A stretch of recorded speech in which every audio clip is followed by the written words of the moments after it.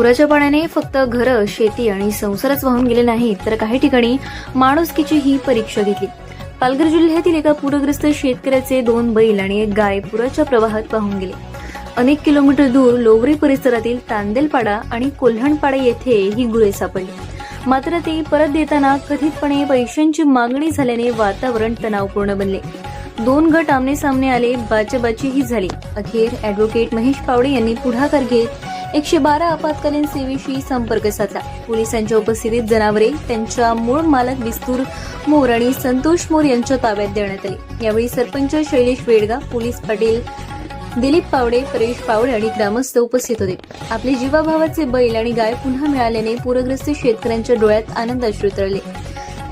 ग्रामस्थ, सरपंच आणि उपसरपंच यांनी अॅडव्होकेट महेश पावडे व पोलिसांचे आभार मानले. मात्र या घटनेने एक प्रश्न पुन्हा समोर आलाय. संकटाच्या काळात माणुसकी मोठी की पैशांचा मोह? नवनवीन घटना पाहण्यासाठी आपण पाहत राहा जनतेचा वाले. आपला जिल्हा, आपली बातमी.